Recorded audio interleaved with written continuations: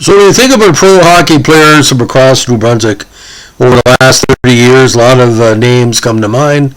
Gordie Dwyer, Scott Fraser, Corey LaRose, David Arsenault, Alan Roy, a whole bunch of prospects, both top and bottom. But this guy has a very unique place, especially the decade from the 90s to early 2000.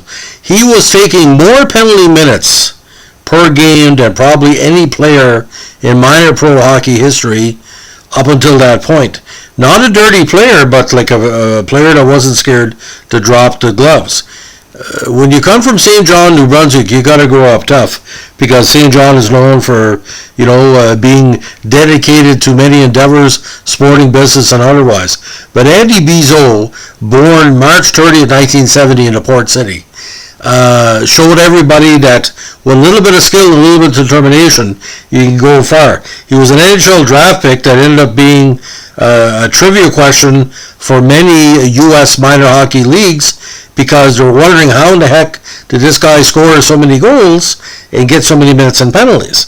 Now, he first came to major prominence being drafted by the Bruins in 1990 after a very, very strong campaign with Niagara Falls Thunder. He had 39 points that season in 60 regular season games, but had 279 minutes and penalties in the regular season and playoffs, an indication why he was being drafted for his toughness. Now, in 91, he found himself with the Thunder again.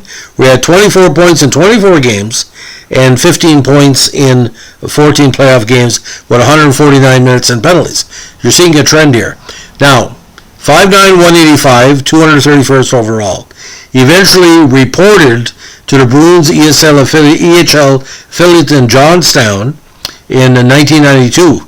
There he had 21 points in 28 games, but 142 minutes and penalties, ladies and gentlemen. Now, he was eventually traded to the Richmond Renegades for future considerations. Now, from there, he eventually moved on to the Colonial Hockey League for the 93 and 94 seasons, and had back-to-back 18-goal and 240-minute penalty plus seasons. Now, here's where it gets bizarre. He returned to the ECHL for the end of the 94 season as a member of the South Carolina Stingrays. He only played 38 games with the Stingrays, but recorded 20 points.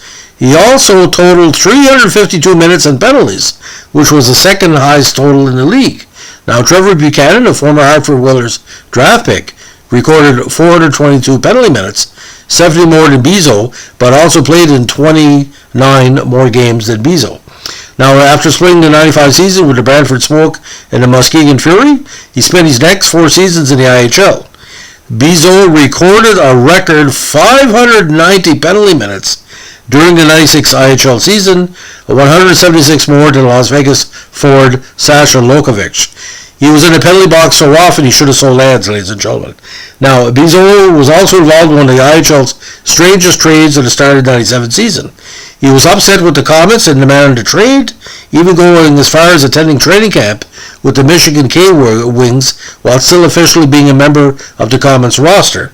Bezo would officially be traded to K-Wings for future considerations, which ended up being equipment drawing items that used to be part of the Phoenix Roadrunners organization. Now, I checked the price of equipment dryers, just like Storage Wars. They can go for $3,000 to $10,000 depending on the quality. So basically, he's traded for 2 dryers.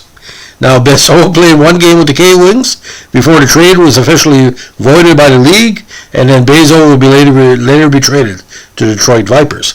Now, he started the 2000 season as a training camp invitee to the Tampa Bay Lightning's preseason camp, but was released and assigned to the Detroit Vipers. Bezo was released from the Vipers in January 2000 and signed with the London Knights of the Ice Hockey Super League. Now, Bezo played 1 game with the Providence Bruins and retired in 2001. Now, his IHL totals are the 19 highest penalty minutes ever in league history, despite only playing 6 seasons in the league. In his 10-year career, Bezo accumulated at least 3,477 penalty minutes, which is the 18th highest in minor league history. Now, this was in 10 years. Now, since his retirement, In 2001, he has been involved in several hockey training schools because he is a certified power skating instructor with Skate Canada. He can skate miles, ladies and gentlemen. I've seen him play. Now, he's also formed his own company, All Pro Express Hockey Incorporated, which also offers clinics on advanced skating techniques. So let's look at the stats, ladies and gentlemen. Okay? Niagara Falls, 1990, 206 minutes and penalties, 91-95. 92, 142 with Johnstown, 71 with the Renegades. 93, 278 with the Smoke, 4 with the Moncton Hawks. 94, 3 teams, 240 with the Smoke, 12 with the St. Thomas Wildcats in one game when he scored also 2 goals, and 352 with the South Carolina Stingrays. 95, 185 with the Smoke, 23 with the Roadrunners, 357 with the Muskegon Fury in 46 games, and 26 in 3 games with the Fort Wayne Comets. 96, 590 minutes and penalties with the Comets. 97, 320. 98, 100 minutes and penalties with the Fury. The K-Wings, 4 in 1 game, and then 309 in 54 games with the Vipers. 99, he had 308 minutes, and in 2000, between Detroit and London, he had 192 minutes and penalties. Now with the Providence Bruins, he had 8 minutes and penalties in that 1 game. So what a way to go out, ladies and gentlemen.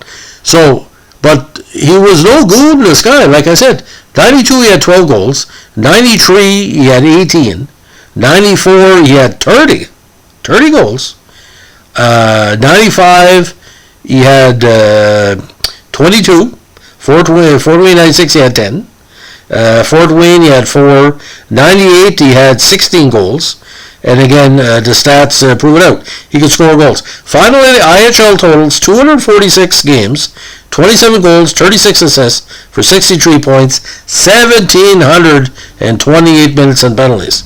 Now the Muskegon Fury of the UHL was quite interesting.